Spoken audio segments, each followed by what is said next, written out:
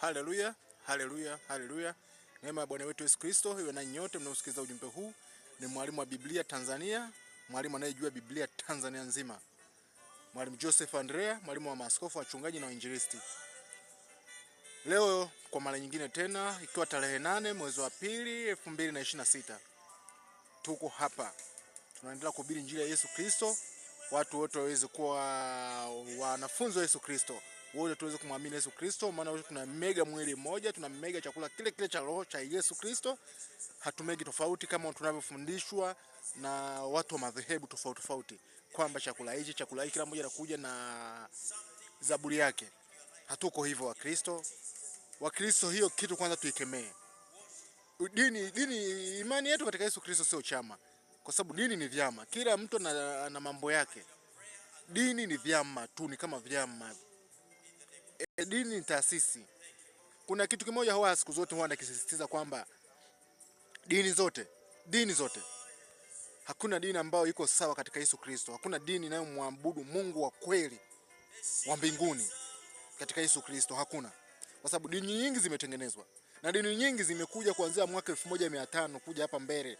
Hakuna dini iliyoanzia kuanzia miaka 1500 kurudi nyuma. Hizi dini zetu nyingi za kirokole zimeanzishwa miaka 1500 kuja huko mbele. Ukiachana na dini ya Kikatoliki iliyoanzishwa mwaka wa 334 na Mfalme Konstantini, na papa wa kwanza kuchaguliwa ule mwaka wa 604 kabla ya Uislamu kuanzishwa. Uislamu ulianzishwa mwaka wa 610 na Muhammad. Kwa ukija kuangalia hizo dini zilizoanzishwa mwaka wa 300 na 600, hizi dini zingine zilianzishwa na mapadri kuanzia mwaka 1500 kuja mbele.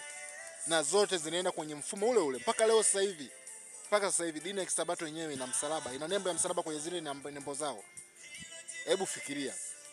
Dini zote chini ya jua tunaabudu sanamu. Dini zote chini ya jua tunaabudu nembo.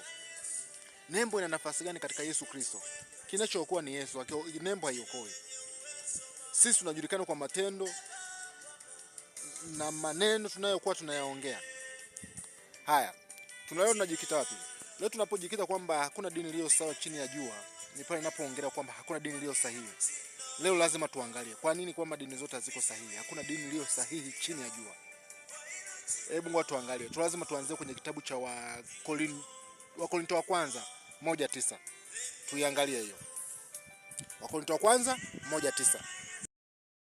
Ukisoma Wakorintho wa kwanza 1:9 na inukuu hapa, mwenye Biblia atasoma ili adhibitishe ninayosoma mimi.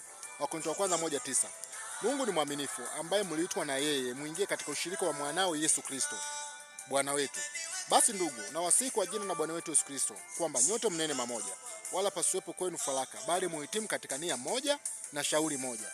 Kwa maana ndugu zangu, nimearifiwa habari zenu na wale waliomo nyumbani mwa Chloe ya kwamba iko fitina kwenu. Basi mstari wa 12. Basi maana yangu ni hii, ya kwamba kila mtu wa kwenu kusema mimi ni wa Apolo, na mimi ni wa Paulo, na mimi ni wa Apolo, na mimi ni wa Kefa, na mimi ni wa Kristo. Je, Kristo amegawanyika? Je, Paulo alisulubiwa kwa ajili yenu? Au je, mlibatizwa kwa jina la Paulo? Swali linakuja. Hawa watu wanaojiita kwamba sisi ni Wakatoliki, sisi ni Wapentekoste, sisi ni Wasabato, sijui ni wa kanisa la Yehova, kanisa la Mungu Baba, sijui kanisa la nini.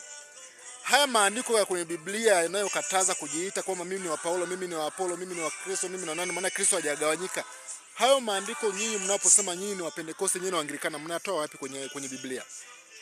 Maana Biblia imekataa. Biblia inasema wote tunie mamoja, tunene mamoja. Biblia inasema wote tunie mamoja, tunene mamoja. Je, haya makanisa yetu mbona yananena tofauti? Ukija kwenye kanisa hili wanaongea vya kwao, ukienda kwenye kanisa hili wanaongea vya kwao, na vyote kwenye Biblia